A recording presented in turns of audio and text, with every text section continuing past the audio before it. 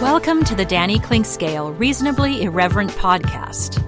Insightful and witty commentary, probing interviews, and detours from the beaten path. Welcome to Arts and Lifestyle Wednesday, brought to you by Cinematic Visions. It's another edition of Danny and Tim's Music Scene, our bi-weekly Wednesday exploration of things music. And, well, we're well nigh on 6 months plus more of Corona, which means less talk about live shows, which there are hardly any. But there's always great musical topics to talk about, and we are at it again today with everything from some sad news in the world of music, local artists like Steve Phillips passing on, iconic songwriters like Mac Davis, who passed away this past week as well, but lots of positive things to talk about as well. Great singers like local singer Julia Othmer, who Tim Finn did a recent profile of at inkansascity.com, which is one of the places you can access his work, and also on 90.9 The Bridge, and of course here each and every other Wednesday, which is my usual awkward way of saying that bi-weekly he joins us on this particular podcast. Also, we'll venture into some things like the war on drugs, The Who, Roger Daltrey, some memories of that, and all kinds of good stuff here as we talk about a music scene that never really goes away, even though we wish it would be thriving in person more and more. And there's a couple tidbits for you as far as that is concerned in trying to explore some live shows, which are such in demand but have limited capacity, so you kind of have to jump all over them. All those topics on the plate today on Arts and Lifestyle Wednesday, presented by Cinematic Visions and Danny and Tim's Music Scene with me and Timothy Finn, longtime esteemed Kansas City music writer.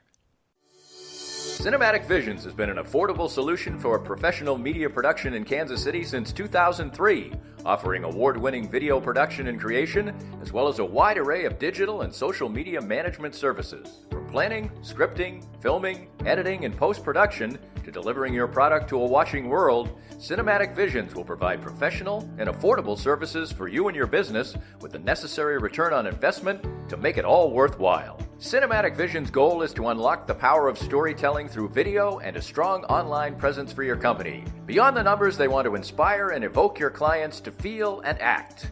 Let my friends at Cinematic Visions embed your brand where it belongs, in your customers' minds.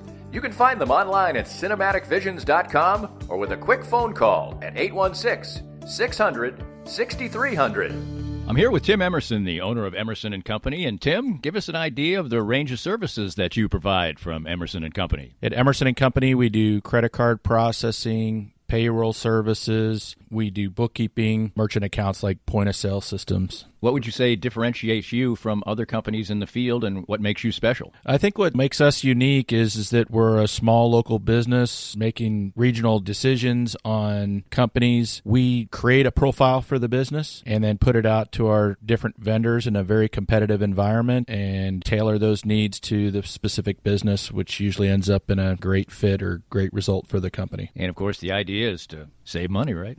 Save money, and actually sometimes I'm surprised where actually a solution that may cost a little bit more ultimately does save money, but we're not conditioned to think like that sometimes. Emerson & Company. Check them out at emerson-co.com or call them at 816-360-9092. Most of us have experienced auto accidents, and it's no fun. And even less fun is trying to work on the insurance aspects afterwards and getting full value after an auto accident. I'm here with David Cowan from RecExpert.com. And David, you have an unusual and important niche for people after an auto accident. We have a passion to teach car wreck clients what they deserve. Getting your car repaired only fixes the damage and the paint. Getting paid for your car's loss in value is called diminished value. Chances are you've never heard of this before because most people aren't looking out for you. We help people collect thousands to tens of thousands of dollars for their car's loss in value after the wreck. And if somebody wants to come to you for that, what's the original assessment cost them? We offer a free review of any insurance claim to see how we can help. You can't beat that. Great expertise and assistance in getting full value after an auto accident from David Cowan. Visit RecExpert.com and learn more. We're here with Joe Spiker, the CEO and president of Easton Roofing. And Joe, you had a great year in 2019, a record year. 2020 comes, things are moving smoothly along, and then the coronavirus comes. But your company seemed to be very ready, very proactive, and very ready to serve your customers well. Yeah, we adopted social distancing very early before the cities even put out the notices. And we started working from home. We are largely cloud-based as a company, so that transition was easy. Our technicians are wearing masks and gloves, and salespeople are not meeting with homeowners. We're doing everything digitally and doing everything we can to do our part to get over this as quickly as possible. So for any needs that people have right now, what's the best way to get in touch with you? Well, you can always call us, 913-257-5426. But the best way is to go to eastonroofing.com, put your information in, and we'll give you a call. Easton Roofing. Integrity matters. If you'd like to join these and other great sponsors and market your business to a growing and engaged audience, contact us at danny@dannyclinkscale.com. Look forward to hearing from you. Well, Tim, we've got a mixture of some interesting news and some sad news today, and some other delights of music as well, and that's sort of all that plays into the mix these days. And, of course, COVID is an omnipresent thing in our lives and in the lives of many people, and unfortunately it affected greatly an esteemed member of the local music scene, and Steve Phillips from the Elders, who had a lung condition, but obviously you can get through that, but not with COVID sometimes. Yeah, and it was news to me that he'd been sick before. I found out about his death the morning after on Facebook, so it absolutely blindsided me. I've known Steve personally since about the mid-'90s. His wife, Rebecca, was a good friend of the people who lived next door to us in Liberty when we first moved to Liberty. So I got to know her through them, and then Steve and their family. And they came and had parties on our porch and several times. And then that was right about the time he'd switched from the Rainmakers to the Elders, and they really took off. And so he became a really good acquaintance, and I spent some time he had this fabulous studio in his house, really nice house just north of the river. And he made his mark as much as a record producer around here as he did a live musician, a member of the Elders. His name is on a lot of records produced by local bands and artists. A lot of times he played instruments because he could play just about anything. And he was just a really kind, gentle soul, the kind of guy who was kind of innately happy because he was doing what he wanted to do most, which was living a life of music, behind the scenes and on stage. The Elders, the Rainmakers were big. I was in college and grad school when that first record took off, and they were written about in Newsweek, and there was this sense that they were going to be the next really huge band out of Kansas City. And then the music industry being what it is, their label switched, management and all that, and they just kind of got lost, and the record never really went anywhere, and they ended up, leaving the label and owing them like hundreds and hundreds of thousands of dollars. So it was kind of a really sad ending to that band. They did come back into the first reunion show they did, I covered for the Star. It was in the late 90s, and I'd already met Steve by then, but other than that, and Steve, that was his last show with them. And then the Elders took off, and they were, I would say, as big a band in their world of country rock, Celtic rock and Irish music as any band in the country. They were,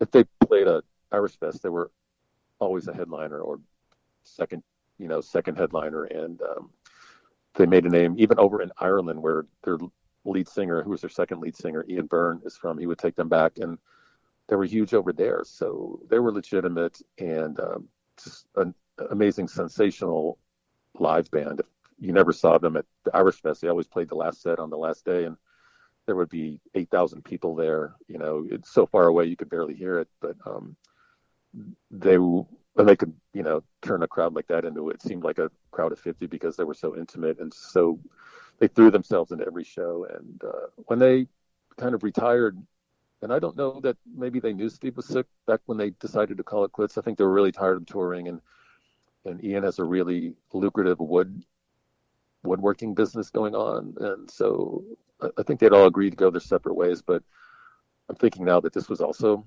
in the picture, that Steve was starting to, he was starting to get sick, and but yeah, the COVID really accelerated his decline, and it's just a shame. He's I know his family and I know they must be heartbroken. Absolutely, and you could see the outpouring on Facebook and other places for his passing, and it's just another indication of the fact that I think that too many times in this whole discussion of COVID, what people seem to focus on is the fact that, well, it only affects people who have pre-existing conditions. Well, yeah, but that doesn't mean those people were going to die. I mean, exactly. It's right. It's horrendous. Right, and he had just turned 60, so he was still young. And the last time I saw him play, he seemed fine, but that was a couple of years ago, I guess. And yeah, it just adds more, just more gloom and sorrow to this year. It never seems to stop.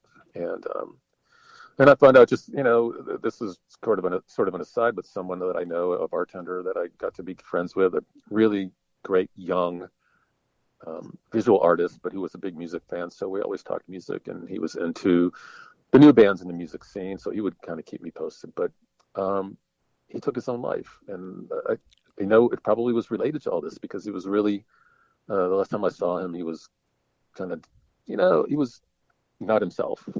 Right. I wasn't drawing any conclusions, but this pandemic has damaged a lot of spirits, and that's, if you investigate this, suicides are up because people just don't see the end of the darkness, and it's more than they can take. And this year has just been immeasurably sad for the people who have died.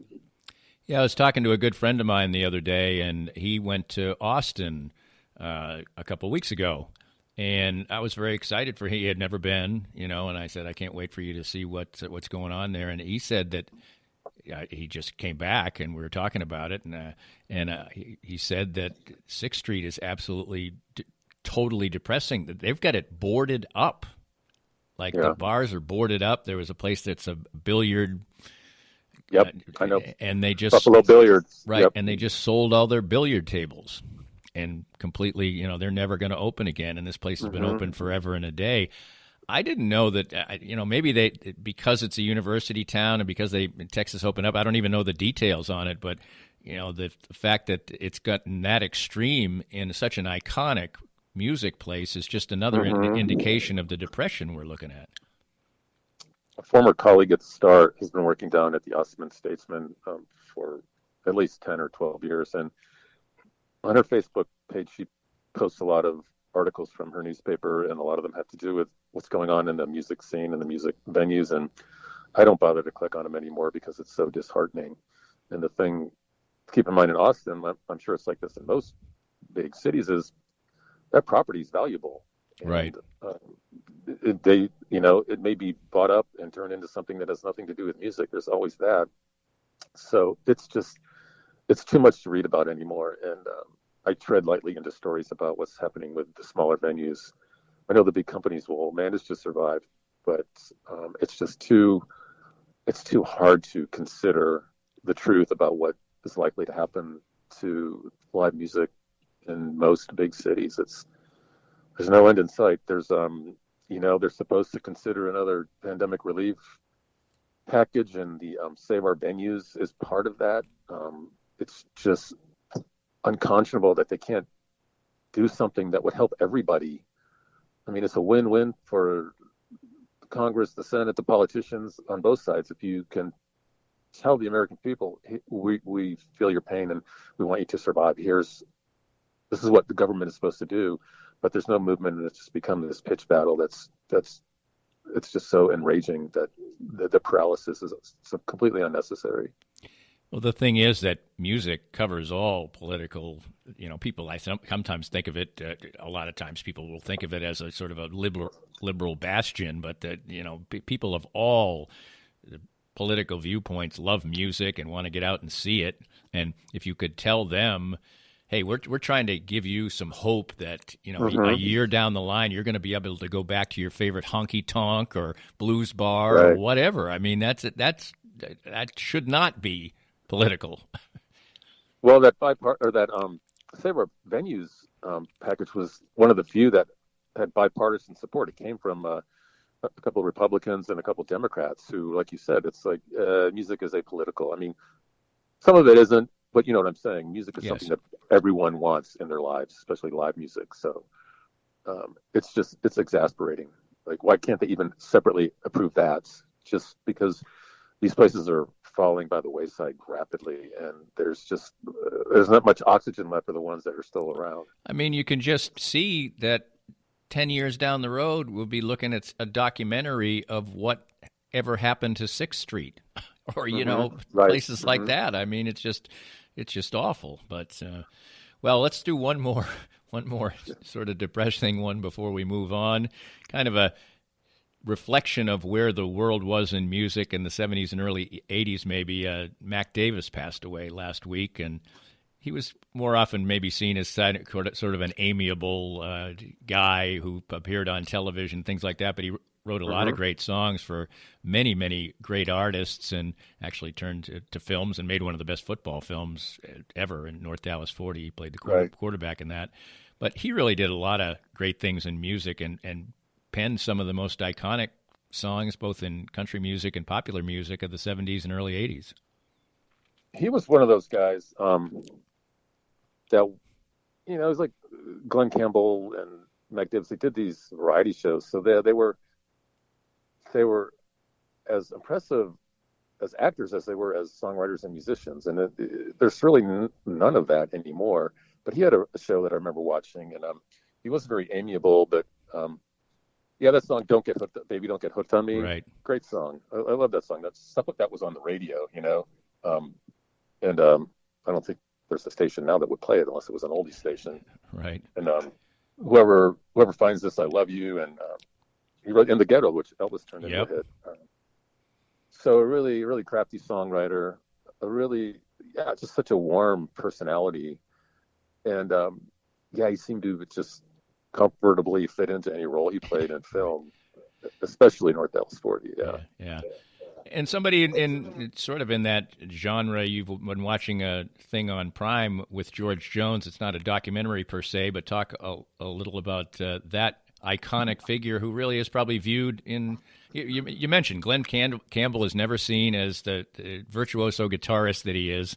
Mac Davis kind of is never seen as somebody who wrote, you know, many, many hit songs for many, many people. And George Jones, it kind of became a caricature of himself a little bit, and that's a shame.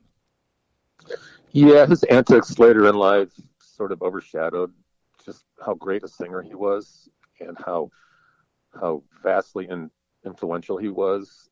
And, you know, his marriage to Tammy Wynette, that became legend for all its tumultuousness, and I guess rightfully so. But, you know, he became known for the guy who his last wife took the keys to the car so he couldn't go to the liquor store, so he hopped on the riding lawnmower and drove it down there. So, you know, just stuff like that is but so I was watching this. It's basically George talking about they show live performances and videos of like 14 or 15 of his favorite songs and greatest hits. And so it starts with him, you know, he's the lantern jaw guy with a crew cut, just fresh out of the service and wearing nudie suits. And he's with this great band. And there's this choir of, you know, very milquetoast, homogenous singers behind him singing backup.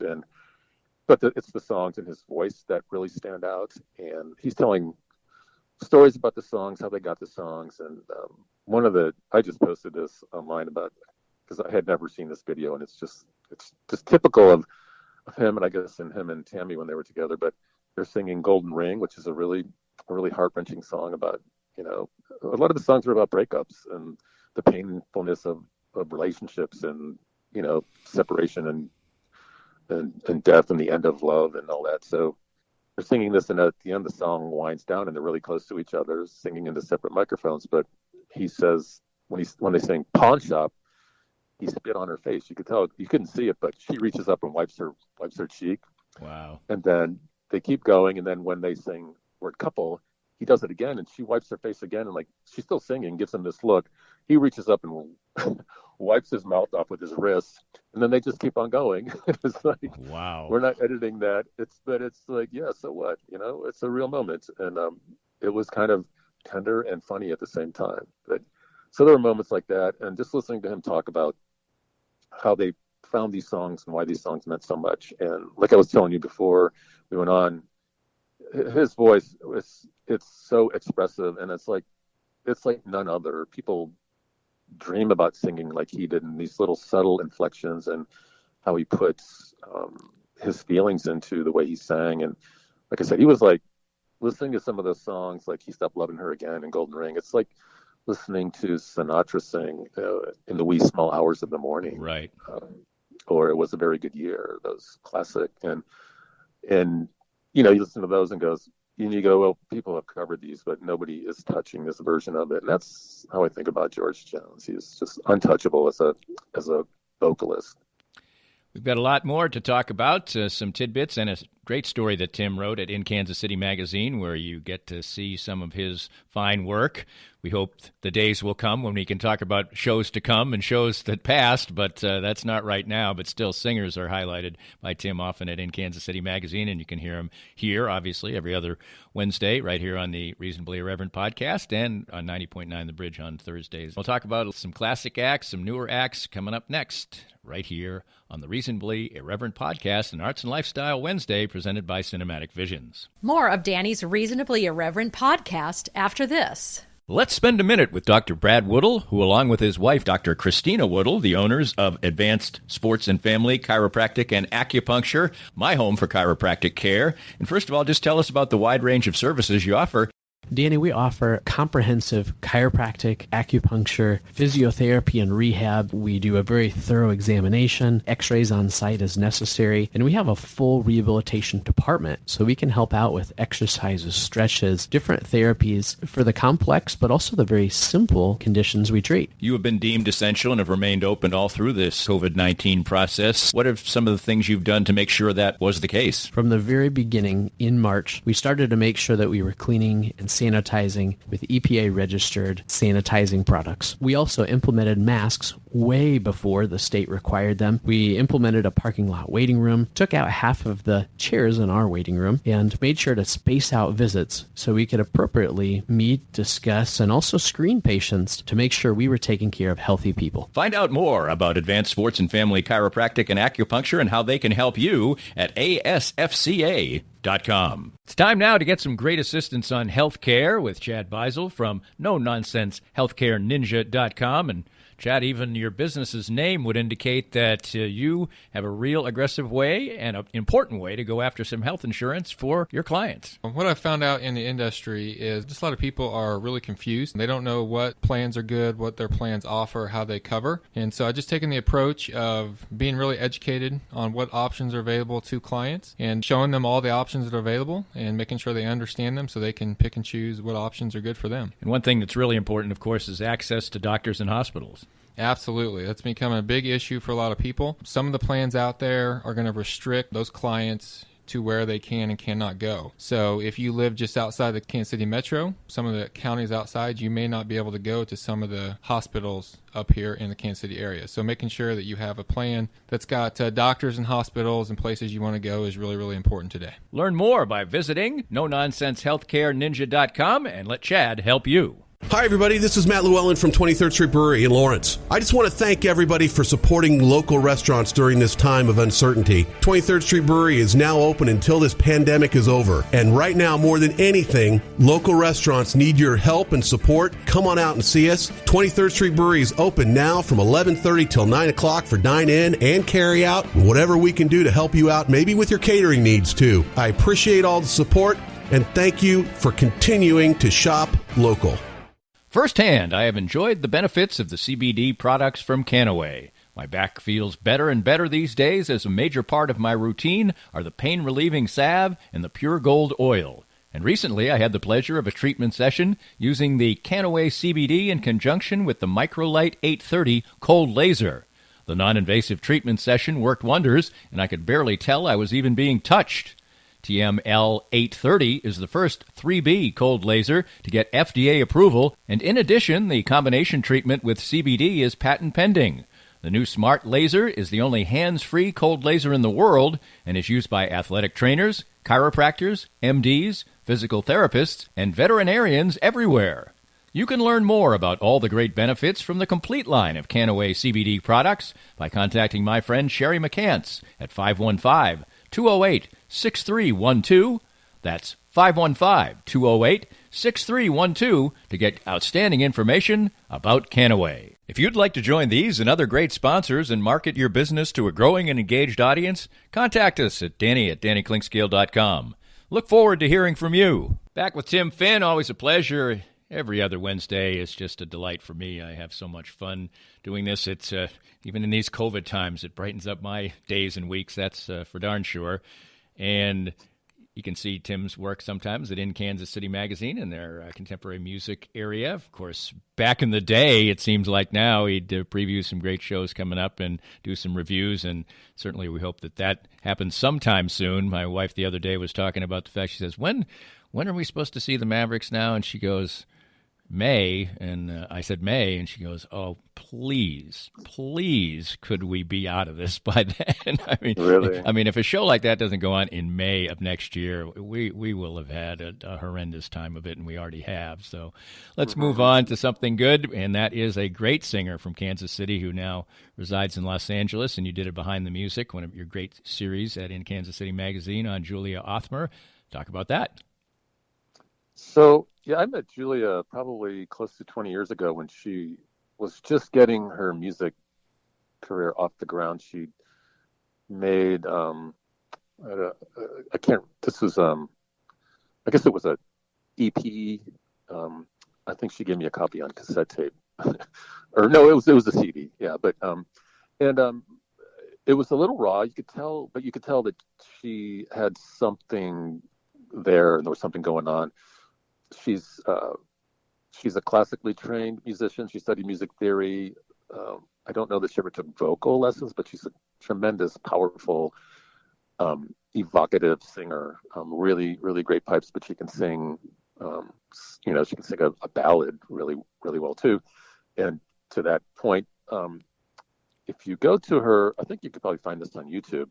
She does a cover of "Born in the USA" by Springsteen that I think I like more than the original. She just strips it down into this really low key, low vibe ballad. That's it resonates more for me than his really big brash kind of yelling original version. She did that because in the month of September she did 30 songs in 30 days. She covered songs with a political angle or some social political message as a way to encourage people to vote. And she gave information and advice on how to register and all that. So that was a great project. The whole thing was great. I didn't check out all 30 of them, but that's the one I listened to like 5 times just because it was like her husband's a sound engineer, so he helped her with it. Just an amazing cover. I think it's really hard to do memorable covers because either you're like, that sounds like the original, or you destroyed the song. Why did you do that? She completely reinvents the song and does it in a way that's memorable, and I'll listen to that for a long time. So Julia's really inventive. She's an amazing live performer. A lot of times she performs by herself with the piano. She's manic. She's physically active, and she has a really, really expressive voice, and I love watching her perform live. And she's put out a couple records. Her songwriting style is varied. Like I said, she's got classical training, but she writes really good pop songs. She can write a more, sort of complicated mix of folk and jazz. It's really inventive, and she's developed a really big, large audience that's national, international, because she's traveled abroad. And just one of my favorite people. Super optimistic, and yeah, she. I don't think she was born here, but she grew up here. Went to Oak Park High School, played high school soccer, was, I think, a pretty decent soccer player. But as she said in the interview, snowboarding was her real passion. So she's got some thrill seeker in her. But she's turned to music and earnestly over the past, I don't know, I'd say 10, 12 years. And it has worked out for her. She's doing well. She was doing well. I think she's still doing okay. But right, like everybody else, everything's on pause. And she's making the best of the pandemic and putting out a lot of stuff, doing a lot of live stream shows, which someone like Julia can do because she's so dynamic that not as much is lost in the translation of live to streaming. So I recommend, if you haven't listened to her, either go to Spotify and listen to her studio recordings. I think her latest record, which she put out at the end of 2018, is called Sound, and love the record. It's really well done. Her husband has taken her music into another dimension, but hasn't completely remade her sound. So it's a really good combination. And I just love her. She's a friend and just an accomplished musician and someone who was also a great ambassador for our music scene. Like she says, she moved away like 10 years ago, and she comes back here and almost doesn't recognize how great things are because the music scene and the art scene has flourished so much in the last 7 to 8 years. And she loves coming home. Her mom still lives here. Her dad died within the last year, so she comes home a little more often to give her mom some help. But right. Definitely check her out. The interviews on inkansascity.com, and the print edition is out now, I think, so you can find that at various grocery stores. Have it, so look for it. It's a really pretty it is print magazine. It is a very, very quality product. That's Julia Othmer, Othmer. So look that up, and in fact, enjoy a great and talented singer and a great and talented interview with Tim Finn. Well, thank you. Yeah, I knew she would be easy. Like I just knew it was a slam dunk. That wasn't going to be hard to pull opinions and stories out of Julia. Some good news and sort of mixed news that a couple times over the last couple of weeks, some things that you've recommended, I tried to sample. I was going to go see Summer Breeze in the Crown Center little concert series they're doing on Sunday. That was sold out by the time I went to the website. Lemonade Park seems to have most of their shows that I have researched and probably should start doing it a little bit earlier now. Sold out. They're limited editions, but at least we know that people are hungry and thirsty to get out there and see music at those venues and sell them out. Right. I think those Lemonade Park shows, if you're not aware of them, like within a day or two that they're announced, you're out of luck. They sell out really fast. I think it's almost like some people have just automatically get tickets without even knowing who's playing. Right. They just set up some kind of yes, I want to go. But they sell out really fast. And we were lucky. The show we went to, the last show we went to, it sold out. But a friend had bought a table, which you get 6, like a VIP table. You get 6 seats per table that are spaced safely. And a couple of people backed out, so we got invited to buy those tickets. Otherwise, we would have been out of luck. So I guess keep an eye on it.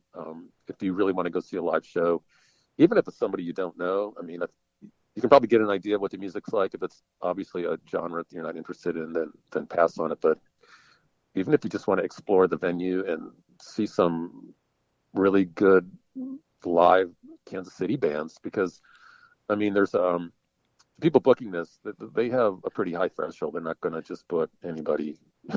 They want evidence and proof. Right. Send us a recording, and so the talent is going to be there definitely, and the live talent, the live presence will be there too. So you'll see an act that's worth its while, and if you just get GA, it's kind of a nominal ticket price. So, and you can sit outside. It's a beautiful setting. There's food available. There are adult beverages available, and we've had a good time both times. That's great. There's a few national things that caught my eye that I was going to run by you a little bit, and I didn't even know this. On the Rolling Stone website today, they have the last performance of Stairway to Heaven that the band did back in 2007 live.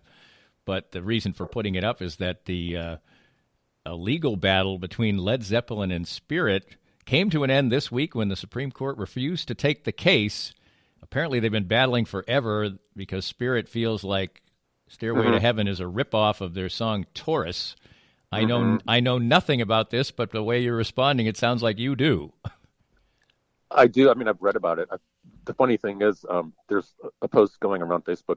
The headline over the story was "Supreme Court refuses to hear Led Zeppelin," which is kind of funny because there are Led Zeppelin haters who go, "Yeah, me too." But yeah, I guess based on what I've read, there is some similarities. It's not quite as blatant as George Harrison, My Sweet Lord, and She's So Fine, which right. I think also is a little bit of a stretch because that's a pretty basic chord progression. And, come on, someone else, you didn't invent that progression. You just, right. It was the most popular version of it. So, but I guess if I did listen to it, it was so long ago, I don't remember, but I was like, yeah, you can hear it in there if you really kind of squint your ears and go, yeah, there's a resemblance. But there's a lot of money at stake as many times as that song's been played. So I don't blame them for trying. But go ahead. No, go ahead. I mean, it's just so, especially now, everything's being ripped off. Everything's been written. Everything's been done. It's like pretty much anybody can say, hey, I wrote that 20 years ago, because somebody wrote it before you did too, I guess, probably. Or something like it. What's the one with Tom Petty? That one's pretty obvious. I can't remember. What was that song? He won. I know that he won. Yeah. And I can't remember. And I don't think that he took the award. No, he didn't. I don't think he took the money, and I wish I could remember what it was. But but that's another pretty basic chord progression too. I mean, right. Since he didn't take he obviously wasn't in it for the money. He just kind of wanted to say, "Hey, I'm aware of this, by the way. And, don't do it again. Don't do it again." Right. Yeah. The Who's putting out a big deluxe edition of some recent live stuff. So there's a little tidbit of information for you, and also a big box set type of thing. I don't even know if you call it that anymore, but whatever. War on Drugs is putting out a live album with about 40 hard songs, 15 or so pulled from a bunch of shows and showing their development over the years. I don't think we've ever talked about War on Drugs. I'm a gigantic fan of them, and it was a band we definitely were planning on seeing before, of course, the pandemic hit. I have joked around before that the lead singer, some in Austin City Limits, that's where we became familiar with it, but my daughter also made a mix CD for me, and that was the first time I ever heard them, and so it kind of turned me on to them. But I'm looking up his name now because it's a long name. And Adam Grandiseel is the leader of the band, and in the interview after the Austin City Limits, which they always do, he they ask him about his musical influences, and he doesn't say Bob Dylan. And he's almost like a latter-day Bob Dylan up on stage, kind of. And but I love their music and find it incredibly kind of deep and very interesting. What do you think? I have to confess, I haven't explored them like I should, but I don't know many people whose tastes I respect who don't like them, at least like them, and some people are just completely enamored with them. So that may be what I need to do. I like what I've heard, but there's definitely a Dylan influence there. Yeah. I guess if you want to deny it, that's okay, because maybe it's inadvertent, but it doesn't sound like it. But I don't know if he ever. I don't think I've ever seen him deny it, but I've seen him talk about his musical influences, and he never mentions Dylan. Right. And I'm like, okay. Come on, buddy. He's probably tired of it. I like. By the way, you mentioned the Who. I'm completely changing the subject. Sure, here, that's fine. Because this came up on my Facebook memories today, and I remembered it, and I had an interview with Roger Daltrey. I'm not sure what the reason was, but he was asked about. It was a conference. It was me and like 5 other writers. Right. Someone asked him about Tommy. This is a PG-13 quote, so I think it's okay. That's all right. It's a podcast. Okay. He just says, "My overriding memory of the film Tommy was trying to control myself. Control myself waking up on a rock, turning over and looking down on Anne Margaret's breasts for a whole day, pretending she was my mother." A quote for a lifetime. I made sure I got that in the story high, even though it wasn't said to me or answered to my question. It was, a memorable quote. And I can picture that scene in the movie, too. Yeah, we just watched I've talked about it before, Dan Rather's The Big Interview, which comes on the Palladium channel, whatever it is now. Right. And no, Access TV, that's what it is. And it was with Roger Daltrey, and then at the end, he brought this young artist on, and it was sort of a charity type of thing at the end. But he just seemed like, you've often talked about it, the most normal, regular dude, which is in sharp contrast to Pete Townsend. But he loves to sing. He cares about his voice for forever and a day. And those two guys really have never gotten along, and they created great music, but he just seems like a simple, down-to-earth guy.